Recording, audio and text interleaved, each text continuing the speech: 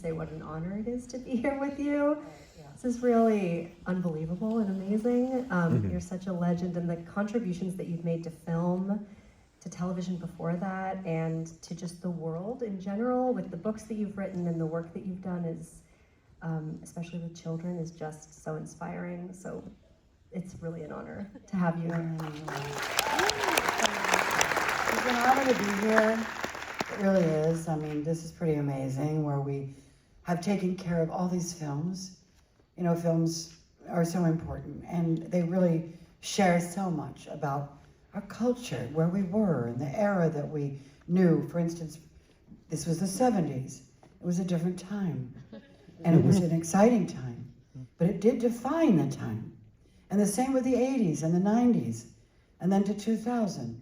We really are, it actually takes the time and freezes it for us. So film is really important, and I'm really happy to be here, and I'm sure happy to be a part of the film. I mean, this is really important. So anyway, this is fun. Let's talk. Well, I mean, you mentioned the importance of preserving film history. I think we mentioned in the introduction, but we're screening this film in Dolby Vision tonight, which, for those of you who have not seen this film in a while, it will look entirely different. The depth of color and just the brightness of the image and the sound is going to be amazing. I know. Steven actually redid this, so he completely redid it. And then when I saw it, he said, "Goldie, you got to see it," and I saw it, and it was like amazing. I mean, truly. I mean, don't we love to take care of film? You know, we like to take care of it, make sure that it's safe and honored. Absolutely. And so I'd like to start by taking us back to Cactus Flower, which is the film that you won an Academy Award for Best Supporting Actress, and also your first major film role. That's a pretty major accomplishment to happen so early in your film career. Do you feel like that set the tone for your expectations of what your career? Definitely not. I had zero expectations. I mean, when you talk about, first, expectations are only things that will disappoint you. So I don't believe in expectations. But it's the way I was raised. Live in the moment. Let's enjoy now. So that's sort of what it was, but I didn't guide anything. First of all, it was shocking that I had got that role. You know, I thought, well, this is amazing. It's like we've got, you know, Ingrid Bergman, and you've got Walter Matthau, and then Goldie Hawn. I mean, honestly, for me, it was like, that's amazing. So that's, you know, I did the movie and whatever, and I remember Ingrid Bergman said to me, we were inside of the booth with listening, where we used to listen to records, remember? Some of you do, some of you don't. She said to me, "Goldie, are you nervous?" And we were in the, where they do the records, and that's sort of where I worked. I said, "I'm not nervous at all." And she said, "Oh God, I'm terribly nervous." And I thought to myself, here I am in this little space with Ingrid Bergman. And she told me she was scared. And she didn't understand why I wasn't nervous. And neither did I. I was kind of going, I'm not nervous. Because all I could do is something wrong, and then I would win at that, because that's what I did. I made mistakes. I never worried about my mistakes. Yeah, so I mean, when I got the award for that movie, I literally was making another movie in London with Peter Sellers, the great. And I forgot that, I didn't forget I was nominated, but I thought, well, I will never win. So I forgot about it. And when I was in London working, I went to bed just like I went every night, and I had to wake up in the morning and either, I forget when it was on, when we go to work. And I got a call in the middle of the night. And they said, "Hi, Goldie, you got it." And I said, "I got what?" They said, "You got the Academy Award." And I went, "Oh my God, I said, I didn't even know it was on television last night. Totally forgot. And then I got something from Fred Astaire. It was a telegram back then. And he said, congratulations, Goldie, on your Academy Award. Now, he was my hero. I never got to see him. I never got to see who picked it up, Raquel Welch. I've seen little bits of that. But I was on a plane with Jimmy Kimmel a few years ago, and he said to me, did you ever see that? When you got the Academy Award, did you ever see that? And I said, no. And he actually got it for me, and I got to see it. And I saw that Fred Astaire, he called my name out. That meant more to me than the Academy Award. However, honest to God, I mean, I just could not believe I won. And it was really quite something. And that was so many years ago. And, but I, obviously treasure it, nurture it, put it in different places in my house every time I get a new idea.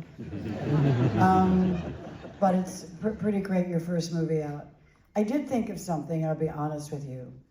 I thought it was so early in my career that I just hadn't shown yet what I could really do. She was a lovely character, but I didn't think that that would ever win me an Academy Award. So I figured at that first movie, as a Best Supporting Actress, it probably would be a very long time before I might have gotten another one.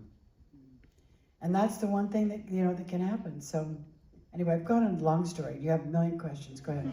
Well, we're gonna get to all of them. Screw the clock. We're gonna keep going. I'm kidding for the theater operations team. So I know that for Cactus Flower, you said she was a lovely character. It was also, in a way, similar to roles that you had played on television before. The role in Cactus Flower is similar to the role in There's a Girl in My Soup. But the role that you end up playing in the Sugarland Express is so different. While she does have pathos and she has a sense of humor, it's not a comedic role necessarily. So do you feel like taking the role in Sugarland Express was a way to avoid typecasting? No. No, not at all. I mean, actually, if I could make people happy, I felt like I was doing God's work. I felt like I was doing service. I really do. I mean, I really felt honored to have had a career where people actually could laugh. So that, to me, was an honor. But I never made choices because it would show somebody what I could really do. I didn't feel that it mattered, to tell you the truth. But in terms of, the film and the character, it was amazing.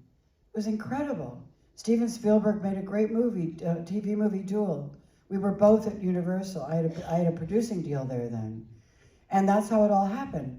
And then he said to me, he said, if you hadn't approved me, I might not have had a career. I said, Steven, how could you say that? And what we found was the most extraordinary experience. So no, I didn't take it for any reason that would serve myself. It was a reason that I could serve the character. And speaking of the character, it is kind of this rare moment in the 1970s. It's kind of still rare today, where a true life action-propelled story is led by a female character.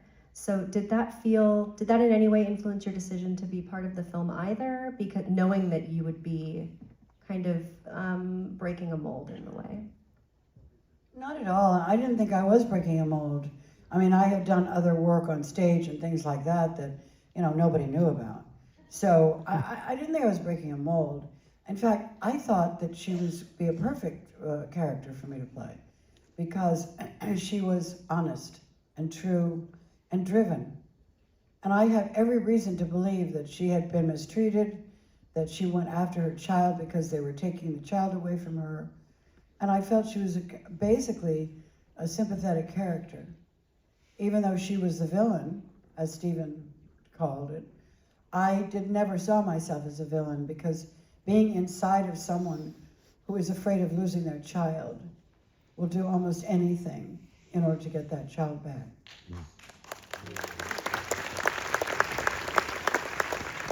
And I loved that. I loved her gumption. I loved her character. I loved that she just loved everybody and everybody loved me. And she was one of those people that had no, what do you call it? She had no barometer, you know. And so that was a joy to play Lou Jean. And I've never had any issues. I've been very realistic of my whole life. But I think that was the hardest character that I had to let go of. Oh, can you speak more about that? Why do you think she was hard to let go of? Because she got in under my skin. That Lou Jean was a real person, first of all. And it really happened. But more importantly, I think Lou Jean was like a song. And you know when the song just keeps repeating in your head? I felt like that. So it took me a couple of months to move her on to the next. To like shake her off. Yeah. Yeah. And as you mentioned, and as is mentioned, when you read anything about this film, that it's a ripped from the headline story, right? It's based on real events. And so did you do any research into those real events when you were prepping for the role? Yeah, I think we met them briefly. Yeah, we met them briefly. And Stephen, of course, spent some time with them. But isn't it interesting that a 70s movie like that, and a lot of the 70s movies did not have happy endings. And when you start looking at the films around, this did not have a happy ending. And it said something about the time that we were living in, a time of introspection, growth. They were losing people, there was assassinations going on, there was a war going on. That's what I love about film, because we can look at that time period and say, where were we? Where was the psyche of our culture? But I mean, it was very, very satisfying. And the happy ending was something that we did not need to do. We stayed real. Yeah, and true to the story. And you mentioned too that, you know, this was Spielberg's first theatrical directing experience. After Duel, yes. And so did you feel anything different in working with him, this young emerging filmmaker, based on your experiences with other, you know, maybe more established at the time filmmakers? Well, actually, you know, I hadn't done all that much work before then, and so forth. But no, it was us, and literally being in Texas. We had the producer with us, who was, you know, amazing, and the studio was just off our back. And we felt like we were making an independent movie, the way that we wanted to. We felt completely congenial. We were a team. We had, you know, we rehearsed together. We thought of ideas and shared together. Stephen was always up for that. And, you know, it was a magical experience, really. No design around it, no preconceived ideas around it, other than we wanted to make it real, feel good, be good, and watch Stephen work his magic, which he did. Absolutely, and really injects a sense of realism into it with locations. You're on location for this entire film. Maybe there's some sets that were built, but... No, it was all practical. So on location and working with local actors, non-professional actors. So I feel like that really must have lent to a sense of how to approach the character too. It's also real. If you're talking about how I work, because I think that's what you're asking. Yeah. I don't approach the character. I live the character, meaning my you know, I don't study it and I don't figure what color shoes she's going to wear. I try to get in the DNA of the character.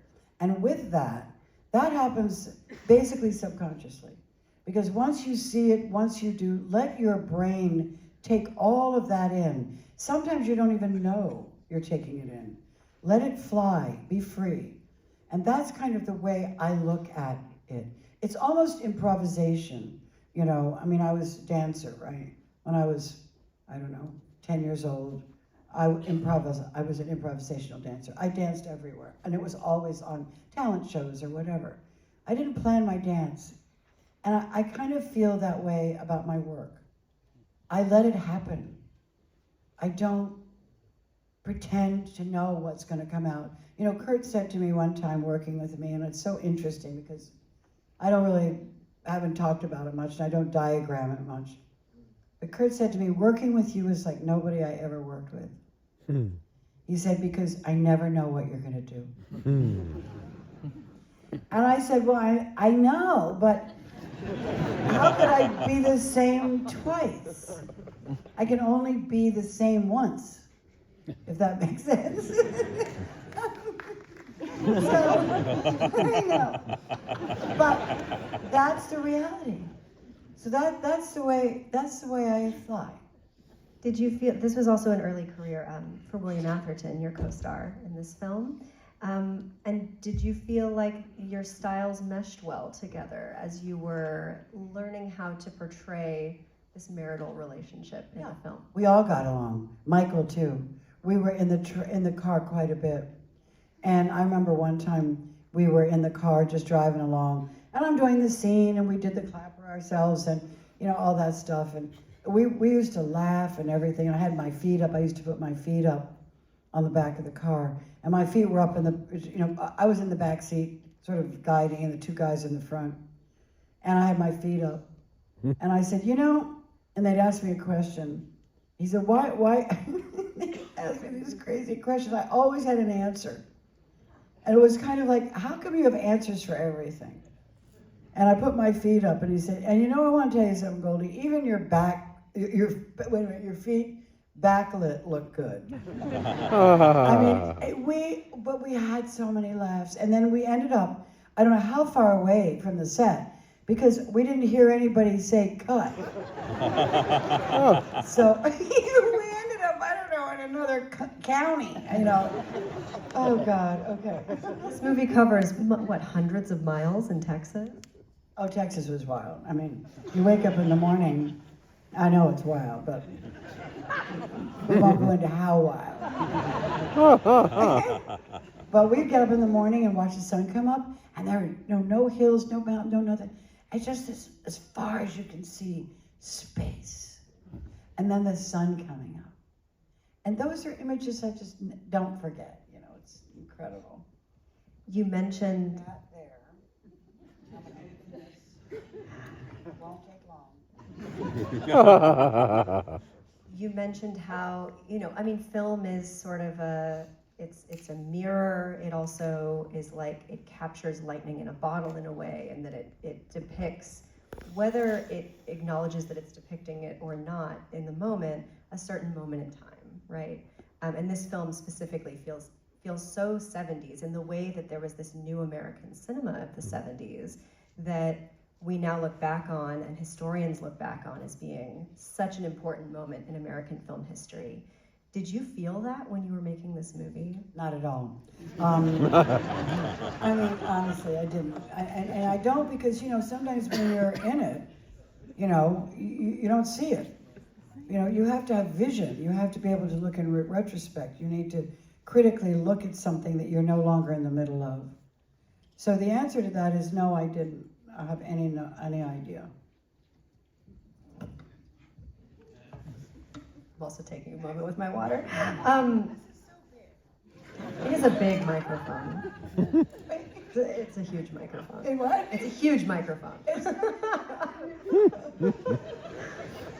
I think we need like pop singer headsets instead. That'll be a little easier. Yeah. Underneath your hair. There you go. Have you seen on Broadway, they have the microphones that come down right here? Genius. We'll look into that. So, I know that this film came, you know, still fairly early in your career. And from this point, about half a decade. Oh, we were both 25. You and Will. Yeah, I could have been a little older, maybe 26, and he was 25, or he's 26 and I was 25, but that's how young we were. But this is about a half a decade before you became a producer for the first time as well for your film Private Benjamin. Woo! Which also led to an Oscar nomination for Best Actress in a leading role. What was it about that project specifically that made you want to put on the producing hat at the same time you were performing in the film? Yeah, that's a good question. Practical. It wasn't about wanting to own anything. It wasn't about wanting to be the king, the queen, or whatever you want to be. It was about money. And I looked at what big producers make, and I thought it was something we didn't need. I'd already produced a film. I'd already done, that was a film that I did called Girl from Petrovka, and that was for Universal. Which was right after this, I think, right? Or a year or two after. Right after this, yeah. I didn't think I was good for the role because I didn't look Russian. So, and I didn't think people believed me as a Russian, and I thought, I don't know. So I went to Russia. I went to the Soviet Union. In 1975? Yes. And that was when I went there, and it was really interesting because everybody looked like me. And I thought to myself, well, I can't get out of the movie that way. And anyway, I won't go into the experience I had. It's another story, but it was amazing. So where were we? I forgot. Well, you do go into that story in your first autobiography, though. So if you haven't read it or listened to it, you read the audiobook. So if you want to hear Goldie tell the story of your time in Russia, they can listen to your autobiography. Oh, that. Yeah. Highly recommend it. That. But I was just asking about what it was about Private Benjamin, because it was such a high-profile project at the time that made you want to... the history there, sorry, sweetie pie. I didn't, now I remember. That was basically Nancy Myers and Chuck Shire. I was looping another movie from Italy at Paramount. And they got me in the lot and came to me, and I was pregnant with Katie. And they said, we're writing this movie. It's about this, it's about that, it's about join the army and whatever, and we'd love you to be in it. And I said, well, how long will it take to write it? And the reality is that, they had to write it. And I said, yes, I love that idea. So they sent me the script. I'd had the baby. And just to give you an idea, Katie was 8 months old when I produced the movie. So it was quite close. And I then looked at the script and I loved it. And Warner Brothers, I had a deal there, a producing deal. And now I said, well, why do we need a producer? We don't need to pay the money. We have to get a line producer anyway. We have the vision, we have the script, we have the writers, you got your star, and I think we should produce this movie. And that's what happened. So we didn't have any Ray Stark, God love him, or any of the great producers jumping on the bandwagon. We didn't want another producer because we don't want another people's point of view. Why? Because this was a really funny movie. And sometimes you get people in there that have great ideas and have a lot of ego, and you're going, I don't want to fight that fight, right? So that's why we produced it. And then that was my and our first producing event. And I produced other movies after that, but it was a big one. What was that first experience like? I mean, kind of in a way having to make decisions for something that you're also in. I mean, you're in almost every shot of that movie, of Private Benjamin. So did that change from your work, for example, working on the acting and producing the earlier film? Did you feel more ownership over it, maybe? I'm not quite sure the answer, but I know that when I produced a movie, I was able to also see it. I saw the movie, and it wasn't just me, it was the whole movie. And I was able to look at the entire movie, character development, story development, directing, understanding, all of it. So it wasn't just about me. And I think that's important to share because neither was First Wives Club. But First Wives Club needed some work. But it wasn't about me. I want to look at the product and how the product looked. And then you go to work, and then you try to fix it, and so forth. Well, Private Benjamin was an interesting story because we had, I think it was Arthur Hiller. He was going to direct it. We were very happy about that. And then we went in, we met with him, and he had a problem. He believed that it was anti-Jewish. That he went to his rabbi and he went to, the Defamation League, and they said, no, it's perfectly fine. And then he said, okay, I feel better. And I said, Arthur, do you really feel better? Or are you going to come back and tell us now? Because we're in pre-production. And he ended up not doing the film, which I honored. But I thought it was very interesting why he felt that way, okay? So in the meantime, and he's Jewish. So at that point in time, what happened? We've got our offices, we've got everybody we're needing here, we've got our line producer, we've got our set designer, we've got everything, and we have no director. So we go, the three of us, go to the commissary. And this is what's so great. You go to the commissary now, there's nobody in it, by the way. But it's a sad story. But at that time, we were going to the commissary and we ran into Howard Zeef. And he was going to the commissary. He said, hey, Howard, how are you? He said, I'm good. What are you doing? He said, nothing. And we said right there, would you like to direct a movie for us? And that's how Howard Zeef got the job.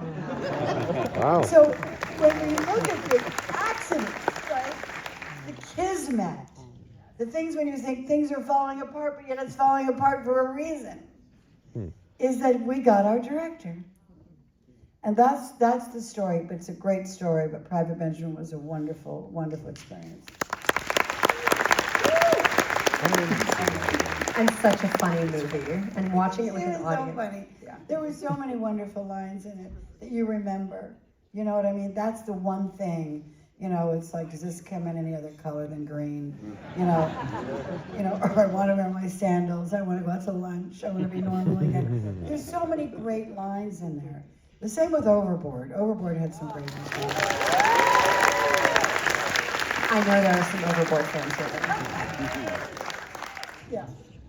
And so later in life, your three children have followed you in this career path, right? To be actors themselves. How does that feel? Awesome. It feels really good. More than good. What feels good is that they're amazing human beings. They happen to be talented. Well, I wonder where they got that from. They're great humans, all of them. And all my grandchildren, now I have 8, and they're great humans. And I think that someone asked me about a legacy. And they said, well, what would your legacy be? This foundation that you created. I said, no, that's my gift. My legacy are my children. That's what you leave behind. And you got to do it right. And I thought it's probably the only thing I could ever fail at. Failure's not a bad thing. We learn a lot from it, but not when you fail at your children. So I love that I have the best, amazing, and I'm not kidding, kind, loving, smart, talented children. But they really have their eye on the right ball, and that is life.